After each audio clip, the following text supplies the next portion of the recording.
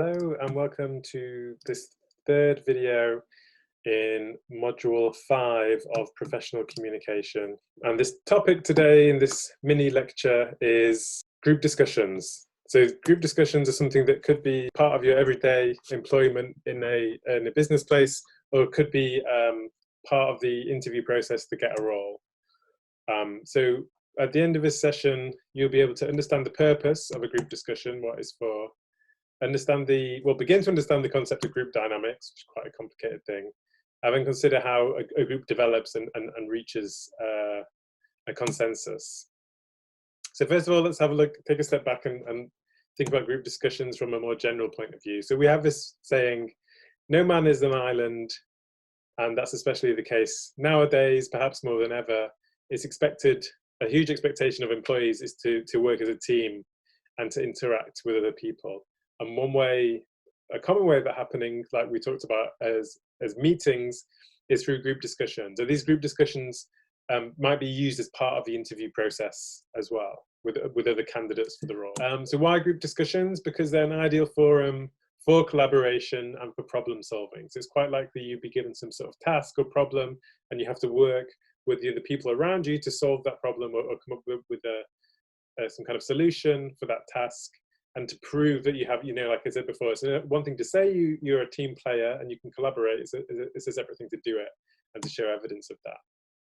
But we should remember that group discussions are not only transactional, as in they're not only about achieving a goal, they're also social. So it's also about how you interact with and get along with the other people in that group. And remember, somewhere that's hiring you, they want a good employee, but they're also committing to spend a lot of time with you day to day, and they want someone they can get along with. Even though that might be some kind of bias, it's still the case.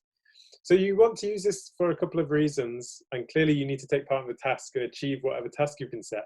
But you also need to raise your profile and to stand out and to show that you're a capable and competent person and to raise your profile. But also you could use this as an opportunity to network and to talk with the people that you're in the group discussion with.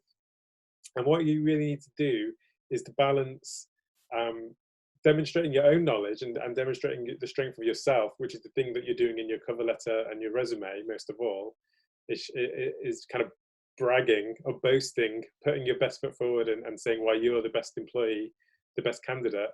But you also need to act as a team player. So it's not right to diminish or even worse, kind of insult or criticize the other people. You need to show that you can bring that team together and work well in a team.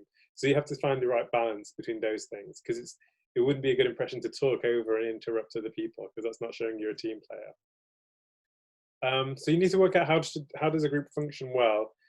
And the two things a group needs to function well is a shared purpose and rapport. So we've already had lots of presentations before where we've talked about small talk and building rapport. Here's an instance of an opportunity where you can put these skills into practice and use that small talk to build rapport and comfort and trust with the people you're working with.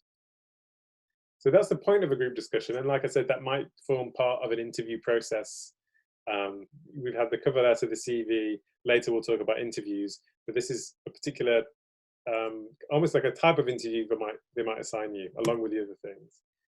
So let's have a look in a bit more detail about group dynamics and about how groups work and how you might fit into this.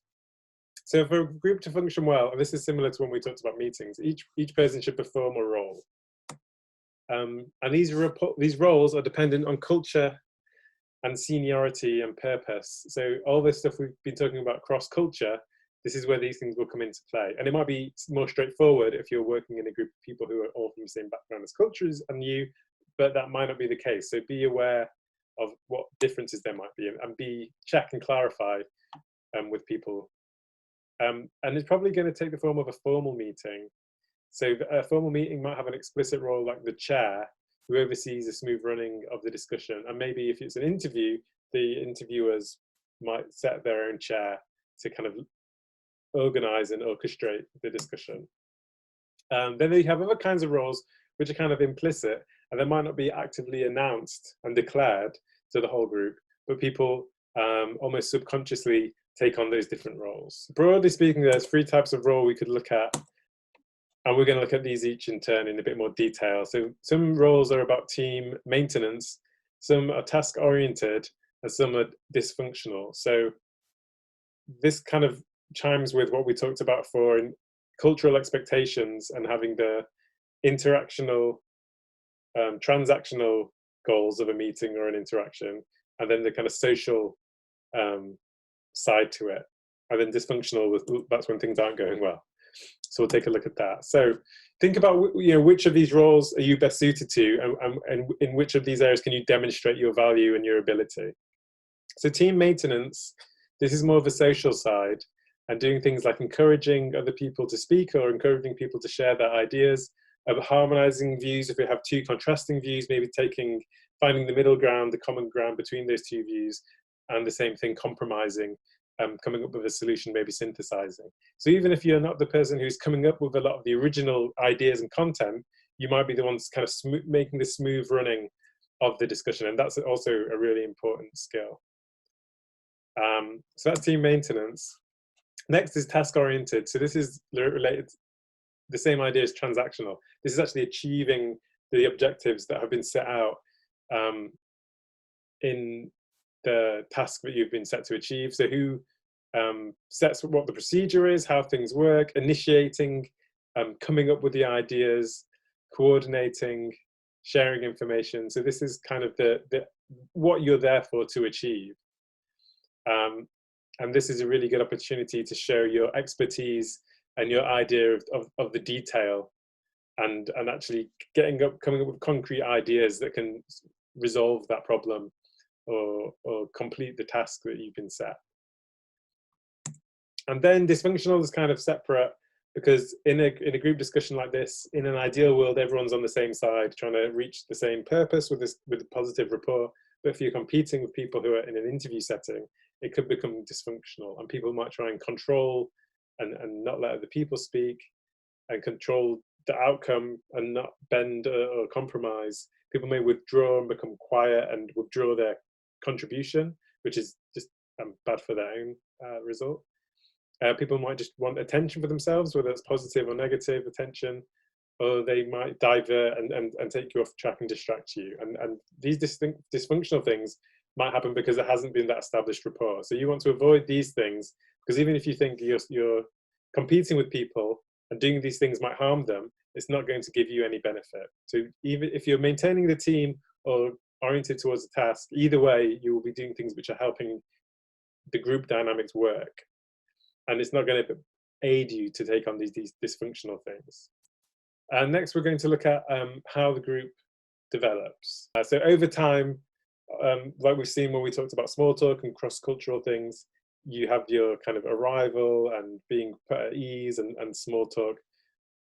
And this will come in the orientation, and everyone's being given the instructions of what they need to do. So this is your time to plan and to start building the rapport and using the small talk with the other people. Next, the start of the group discussion starts with conflict. So it's not a bad thing to have disagreement. And in fact, that's kind of the point, because there's going to be lots of different people with different ideas. And via conflict and idea generation, you're going to come up with lots of different ideas, and that's a good thing. The important thing is that after this stage, and obviously be aware of your time limits and deadlines, you need to start deciding on some concrete proposals and drawing some conclusions. So this is maybe the conflict and the idea generation.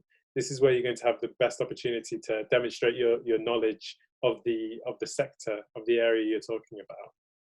And then, unless the meeting's dysfunctional, it should end towards some kind of emergence. So what are the most popular ideas? What are the most convincing ideas?